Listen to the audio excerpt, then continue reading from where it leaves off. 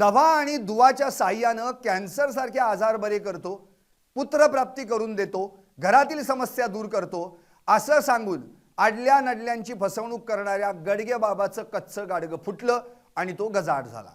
पण यापूर्वी त्यानं त्याच्या सोशल मीडियावरील व्हिडिओज आणि मुलाखतींमधून जे काही दावे केलेत ते ऐकून तुम्ही थक्कच व्हाल।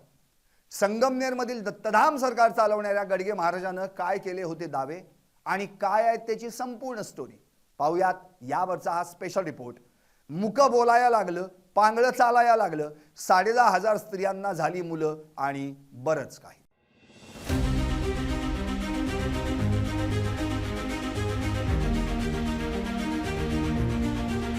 चालतो फॅन साथ ना चालती कॅन्सर बरा होतो का कॅन्सर? येते चालतात। नमस्कार, मी संदीप आणि तुम्ही पाहताय LS मराठी। संगमनेरमध्ये दत्तधाम सरकारमध्ये दरबार भरून दवा आणि दुवाच्या माध्यमातून अनेकांच्या समस्या निवारण करणारा, त्यांचे आजार बरे करणारा, त्यांना काम धंद्याला लावणारा हा गडगे बाबा आज स्वतःच धंद्याला लागला। 5 दिवसांची पोलीस कोठडी सुनावण्यात आली। याच दरम्यान त्याला त्याच्याच दरबारात नेण्यात आलं।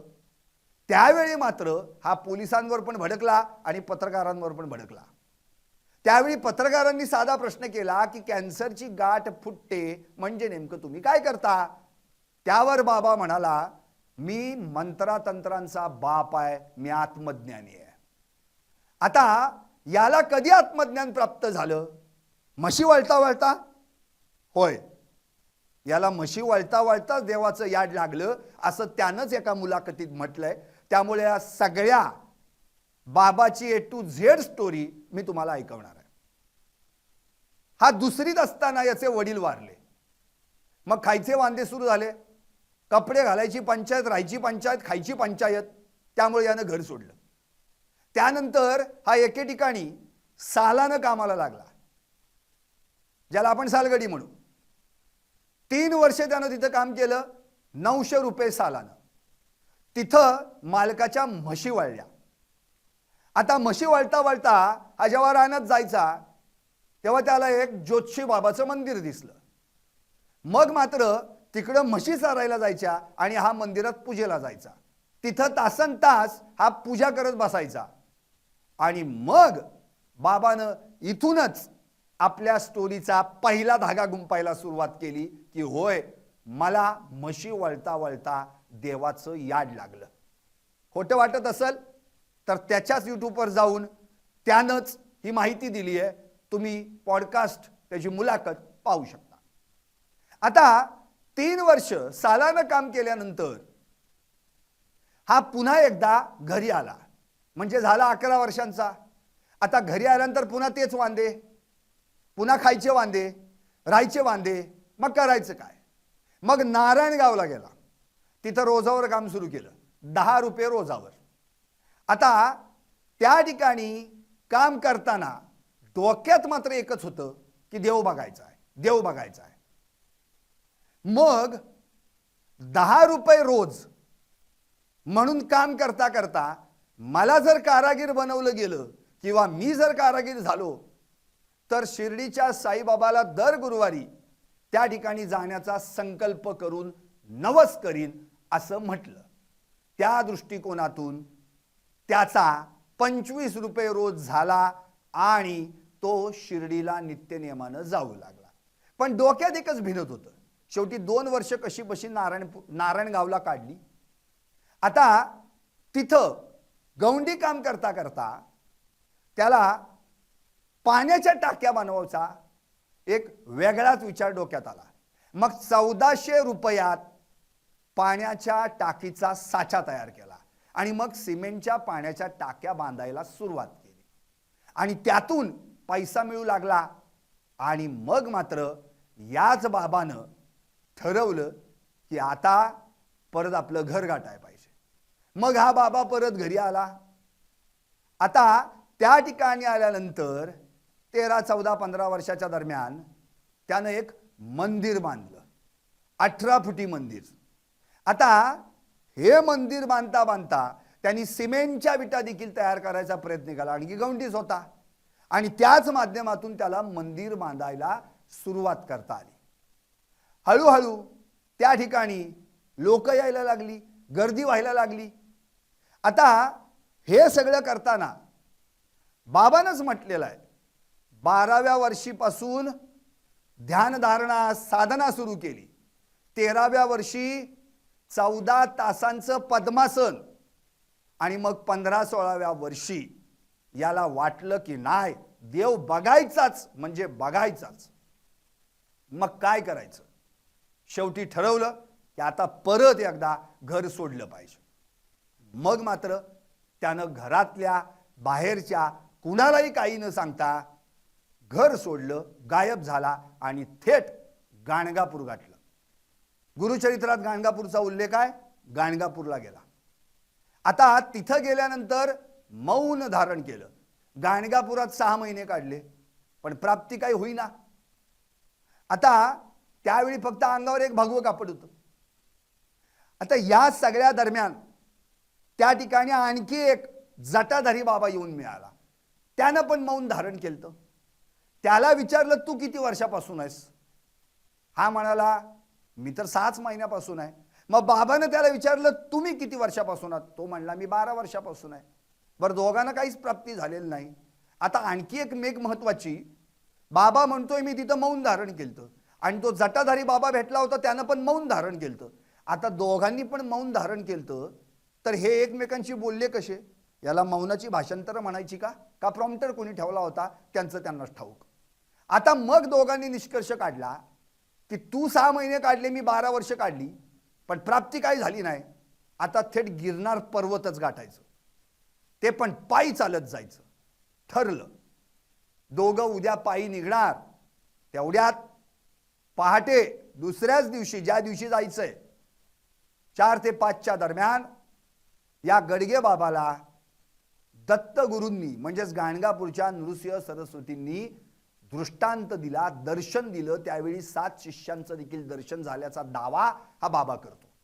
आणि मला त्या ठिकाणी दत्तगुरूंनी सांगितलं की तू कुठेही जायची गरज नाही, तू जिथं थांबशील तिथंच गाणगापूर. या जटा वाढल्यात त्या काढून दे, त्या काढून फेकून टाक, आणि कोणत्याही परिस्थितीत परत हाय तिथंच जा म्हणून. मग मात्र दत्तानं दृष्टांत दिला, ठाईचं वैसोनिक एकचित्त, सुखी घरा येतो नारायण. मग मात्र हा बाबा थेट पुन्हा एकदा आपल्या घरी गेला. जे काही मंदिर होतं त्या मंदिरात ध्यान साधना करायला सुरुवात केली. जप तप साधना. आता या बाबांनी केलेले दावे आणखी धक्कादायक आहेत. यानं म्हटलं वयाच्या 12व्या वर्षापासून ध्यान साधना, वयाच्या 13व्या वर्षी 14 तासांचं पद्मासन. या दरम्यान त्यानं अजिबात कोणत्याही परिस्थितीत अंगात काही घालायचं नव्हतं ठरवलं. त्यामुळे फक्त लुंगी आणि त्याच्यावर एक भगवं उपरणं. 12 वर्ष पायात चपल्या घातल्या नाहीत, 12 वर्ष अंगात सदरा चढवला नाही, 12 वर्ष जटा आहेत तशाच ठेवल्या. आणि नंतर खरं तर या 12 वर्षात हा उजवा हात म्हणे मी देवालाच गहाण ठेवला होता. या उजव्या हातानं मी खाल्लं सुद्धा नाही 12 वर्ष. आता प्रश्न असा पडलाय, 12 वर्ष उजव्या हातानं खाल्लं नाही म्हणजे डाव्या हातानं खाल्लं ना बाबा? मुळात प्रश्न हाच आहे की या बाबाने हे जे सगळे धागे जोडले, या सगळ्या दरम्यान त्याच्याकडे जो काही पैसा येऊ लागला सिमेंट टाक्याच्या माध्यमातून, त्यातून म्हणे मी मंदिर उभं केलं, आणि ते मंदिर आता 121 फुटी उंच आहे, जे महाराष्ट्रात कुठंच नाही. प्रश्न असा पडतो, मंदिर बांधायला फक्त सिमेंटचीच टाकी लागते, सिमेंटच्या टाकीचाच आलेल्या पैशातनं मंदिर बांधता येतं, ते पण 21 फुटी उंच. आणि परवा तर बाबा म्हणत होता ही माझ्या सगळ्या बापजादेची इस्टेट आहे, मी कशाला सोडून जाऊ. बापजादेची इस्टेट आहे आता असं म्हणतोय, आणि मुलाखतीत सांगतोय की वडील वारल्यानंतर खायची पंचायत राहायचे वांदे म्हणून सगळं सोडलं. मग बापजादेची इस्टेट कुठली? तुझ्याकडे काहीच नव्हतं, तर एवढं आलं कुठून? बर, आता बाबा जेव्हा परत आला तेव्हा मात्र त्याच्या मंदिरात त्यानं हवन करायला सुरुवात केली. आणि मग हे हवन करता करता 4-5 लोक, मग आणखी लोक, मग गर्दी वाढत गेली. बाबाचा दावा आहे, माझ्याकडे नुसते महाराष्ट्रातलेच भक्त येत नाहीत, तर दिल्ली, मुंबई, कर्नाटक इतकंच नाही, दुबईवरनं पण येतात. आता हे सगळं सांगता सांगता बाबानं गर्दी कशी वाढायला लागली याचा एक खुलासा केला. एक सावरगाव म्हणून आहे, तिथलं एक पोरगा आलं, मुक होतं बिचार. आता ते पोरगा आल्यानंतर त्याच्यासोबत कोण होतं ते म्हणले याला बोलता येत नाही. मी म्हणलं येईल, बोलता येईल, आणि ते बोलायला लागलं. नंतर एक पांगळं आलं, जे त्या गावापासून घोटोडे म्हणून 1-2 किलोमीटर अंतरावर गाव आहे, तिथनं ते आलं, 14 वर्षाचं. मी म्हणलं याला बी चालता येईल, ते चालायला लागलं. हळूहळू गर्दी वाढायला लागली. मग बाबानं या हवनासोबत, या सगळ्या गोष्टींसोबत आपला सगळा विस्तार करायला सुरुवात केली. मग कुणाचे शारीरिक आजार असतील, मानसिक आजार असतील, नंतर कामधंद्याचे काही असतील, या सगळ्या प्रश्नांची उत्तरं द्यायला सुरुवात केली. हा बाबा 3-3 तास नाचून आरती करायचं म्हणे. इतकंच नव्हे तर या बाबानं सांगितलंय पूजा केल्याशिवाय थुंकी सुद्धा गिळायचो नाही. जर कुठं कामानिमित्त बाहेर गावी जावं लागलं आणि नैवेद्य ठेवला नाही आणि गेलो तर फोटोतनं साप पडायचे, फोटोवरनं साप पडायचे, असं बाबा म्हणतो. आता हे एवढं सगळं सांगितल्यानंतर या बाबानं मग मंदिरासोबत दुकानं थाटायला सुरुवात केली. आता दुकानं काय, दवा आणि दुवा, मंत्रांच्या साह्याने ओम शिवम एवढं म्हणायचं, आणि मग आत्म्याच्या आशीर्वादाने आणि मनाच्या सान्निध्यानं असं करून काहीतरी गुंफून समोरच्याला कॅन्सरची गाठ विरघळली, पोकळ झाली, फुटली, हर्नियाची गाठ बसली, नंतर काय लिव्हरचा आजार, आणखी काय बाकीचे आजार कसे बरे होतात हे सांगण्यासाठी तंत्रमंत्र बोलून दाखवता आधी त्याच्या दरबारात प्रवेश करण्यापूर्वी गोळ्या औषधं घ्यायला सांगायचा. आयुर्वेदिक आहे असा दावा केलाय. परवाच औषधाचे नमुने पोलिसांनी नेलेले आहेत. आता त्यात पण बाबा बायफर्केट करतो. 200 रुपयांपासून औषधं सुरू होतात. आता तुम्ही म्हणाल कॅन्सर सारख्या आजारावर 200 रुपयाला औषध, तर तिथेही बाबांनी खुलासा केलाय की आता आजार मोठा असेल तर औषधं पण जरा मोठ्याच किमतीची, जसा आजार तशी औषधांची किंमत, असंही सांगायला बाबा थांबला नाही. मग हे सगळं सुरू करता करता करता प्रस्त वाढायला लागलं, माणसं यायला लागली, माणसं जमायला लागली, आणि एक धक्कादायक खुलासा बाबानं एका मुलाखतीत केला. काय की आजवर 10,500 स्त्रियांना मुलं झाली आहेत. आता त्यातले काही किस्से रंगवून सांगताना त्या ठिकाणी त्या व्हिडिओमध्ये जर पाहिलं तर 13-14 वर्षाच्या या सगळ्या आत्ताच्या त्याच्या तामझाममध्ये त्यानं ज्या दरबारात उभ्या केलेल्या ज्या काही भक्तगणांशी त्यांनी संवाद साधलाय, त्यात बाबा एका भक्ताला सांगताना त्या ठिकाणी दिसतोय आणि म्हणतोय एक मुलगा होईल कृष्णासारखा. नंतर एका स्त्रीला सांगतोय जर पतीनं सांगितलं की ग्लासात दारू भरून दे तर पत्नीनं ग्लासात दारू भरून त्याला प्यायला द्यायला पाहिजे, हे पत्नीचं कर्तव्य आहे. हाच बाबा याच्याच दत्तधाम या दरबारातून दत्तधाम सरकारमधून व्यसनमुक्तीचं पण काम करतो म्हणे. आता एकीकडे बायकोला सांगतोय नवऱ्याला ग्लासात दारू भरून दे, आणि दुसरीकडं जो दारू पितोय त्याची दारू सोडवण्यासाठी त्याच्याकडे औषध घ्यायला येत आहेत किंवा त्याचे नातेवाईक येत आहेत. म्हणजे बायको म्हणते नवऱ्याची दारू सुटना, बाप म्हणतोय पोराची दारू सुटना, म्हणून त्याच्याकडनं पैसे घेत आहेत, त्याला पैसे देत आहेत, औषधं घेत आहेत. आणि इकडे हा सांगतोय पत्नीचं कर्तव्य काय, तर नवऱ्याने सांगितलं ग्लासात दारू ओतून प्यायला दे तर द्यायला पाहिजे, पत्नीचं कर्तव्य आहे, सेवा आहे, सेवा केली तरच मेवा मिळेल, असं त्याचंच वाक्य आहे. आता या सगळ्या गडबडी गोंधळीत जे काही बाबानं केलं, सगळं रचलं, त्याच्यावरनं एकच क्लिअर झालेलं आहे की असा कुठला मंत्रतंत्राच्या साह्यानं या सगळ्या भक्तांना भोळ्या भाबड्यांना, आडल्या नडल्यांना काहीतरी आपला एखादा मंत्र म्हणून त्याला औषध जोडून वेगळं काहीतरी बस्तान बांधायचं म्हणता 1.5 एकराची जमीन 100 एकरावर नेली. कालच तुम्ही LS मराठीवर बातमी बघितली असेल, आकडे टाकून हा वीज चोरायचा. जो विजेचं बिल भरू शकत नाही, फुकट चोरी करून वीज मिळवत होता, त्याच्याकडे असलेल्या संपत्तीचा काय उपयोग? आता त्याचीच वाक्य आहेत. ठाईचं बैसोनी करावे चित्त, सुखे येतो घरी नारायण.